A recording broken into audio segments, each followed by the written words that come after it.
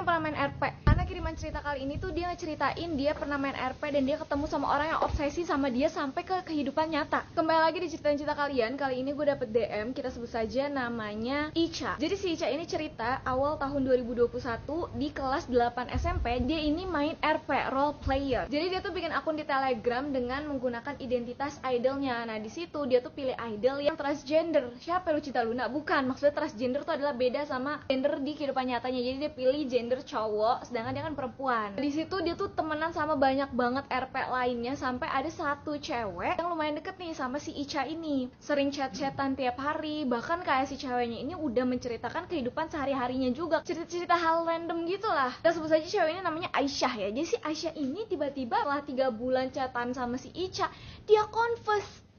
Dia bilang dia suka katanya sama si Ica. Shock lah si Ica kan kayak anjir, gue cewek sebenarnya ini. Cuma di situ si Ica tetap merahasiakan identitas gender aslinya. Jadi dia nolak si Aisyah tapi nggak ngasih tahu kalau dia ini cewek. Mungkin alasannya kamu terlalu baik untuk aku Aisyah.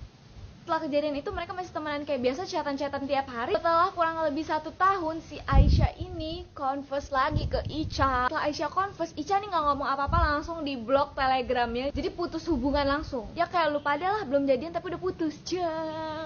Apakah sudah selesai? Oh belum. Selang beberapa hari dari si Ica ngeblok semua sosmednya Aisyah, tiba-tiba Aisyah ini nge-DM second account IG-nya si Ica, yang dimana semua orang ini nggak tahu, apalagi teman-teman RP-nya ini pada nggak tahu second account-nya. Awalnya Ica nggak mau buka DM itu, tapi sampai dimana si Aisyah ini ngirim DM kalau lo nggak buka blog gue bakalan bunuh diri. Apa nggak ketar-ketir tuh si Ica? Ya udah akhirnya karena dia takut bikin anak orang.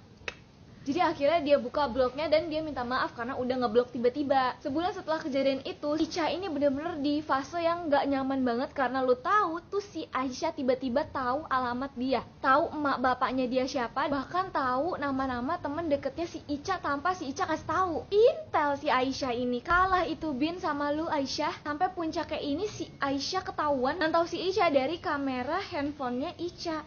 Wah, hacker apa bagaimana nih si Aisyah? Si Ica ini akhirnya ngaku bahwa dia ini cewek ke Aisyah. Tapi lu tahu Aisyah bilang apa? Gue gak peduli, gue udah suka sama lu.